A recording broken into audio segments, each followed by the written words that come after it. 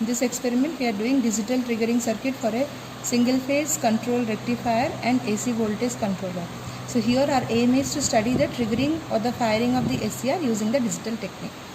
This is the circuit diagram we are using for the pulse generating circuit. This is the block diagram. Here we can see the transformer, and then transformer is the secondary side of the transformer is connected with the zero crossing detector. Then that is connected to digital circuit and then pulse amplifier circuit, and then this has to be connected to the SCR. Then we can see this is the SCR connection. Here again we have the transformer. The secondary side is connected to 12 volt, 12 and 0. That is connected with the load. Across the load we have to connect the CRO, and this here you have to connect the SCR. So the same thing, let us do the connection in the kit. This is the kit we are going to use. Here we can see this the same thing whichever we have seen in the manual.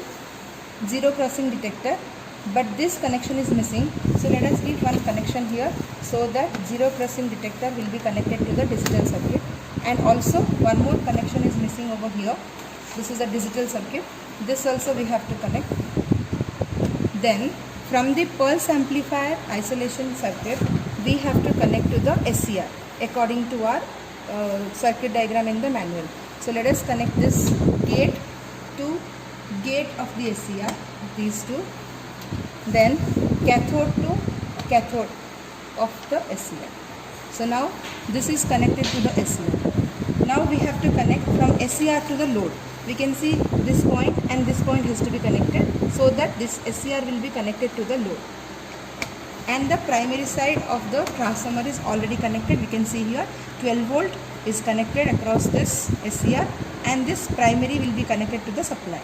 So once you switch on, the supply will be connected to the primary side of the transformer, and secondary 12 volt is connected to the SCR.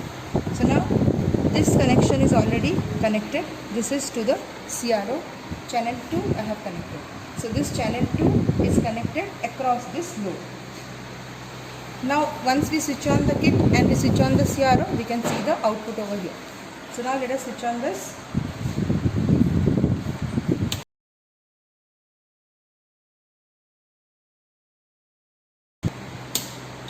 So we have to switch on once from this transformer, once from this transformer. Let's switch on the transformer, the CRO. Now we can see this is our output signal.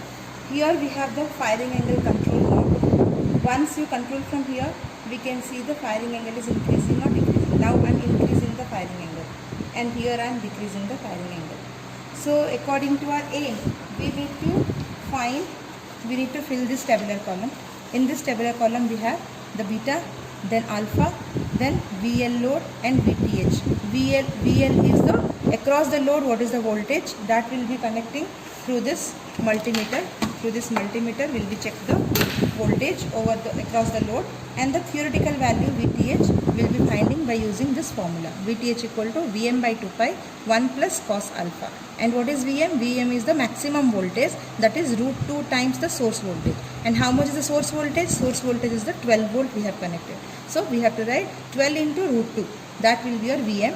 Then put Vm over here. Then alpha, whatever will be measuring from here, same alpha we are going to substitute here.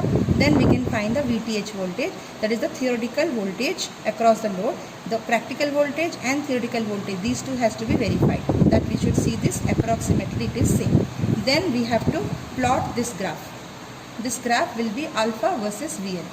We know that as your alpha is increasing, the firing angle is increasing, so your conduction angle will be decreasing. So if conduction angle decreases, the voltage also will be decreasing. So we will be getting the characteristic like this. So now let us first find how to measure the alpha. Let's see from the CRO.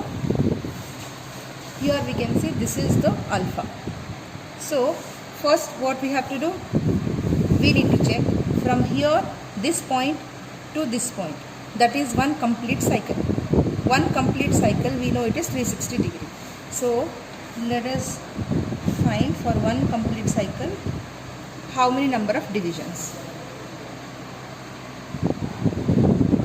So for 1, 2, 3, 3.8. 3.8 number of division is one cycle, that is 360 degree. So that we have to note down 3.8 number of division equal to 360 degree. So one division will be 360 divided by 3.8.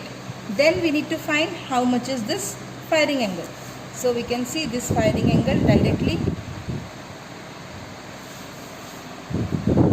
Okay, this is the conduction angle.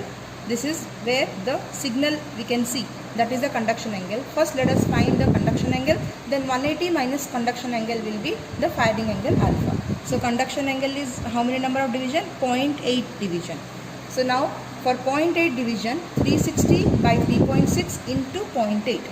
Whatever we are getting the alpha, that is the beta value, 180 minus beta will be your alpha. So this is how we need to find. Let us do one more calculation. From this knob I will be changing. So I have decreased the firing angle, or I have increased the firing angle and decreased the conduction angle. Now we can see conduction angle is less. Again we'll do the same procedure. We can see from this point to this point how many number of divisions. Number of division will be same. So 1, 2, 3, 3.8. 3.8 is the number of division. So for 3.8 number of division it is 360 degree. For one division 360 by 3.8, and for 0.4 division it is 360 by 3.8 into 0.4. That will be your beta value. Then alpha is 180 minus alpha. We can see here in this table, first we are finding how much is beta, then we are finding alpha is 180 minus beta. Then the V load we need to find. V load we have to connect this across the load. One is here and one is here. Once we switch on, we can see what is the load voltage. Yes, we can see the load voltage over here. So this is your VL. Then by using this formula we need to find VTH, and then we have to verify V load and VTH should be approximately same. Now then from this table we need to plot this graph. Take alpha in x-axis and your VL in y-axis. Then we have to see the characteristic of the graph is exactly same. Then we have to write the conclusion. So what was our aim?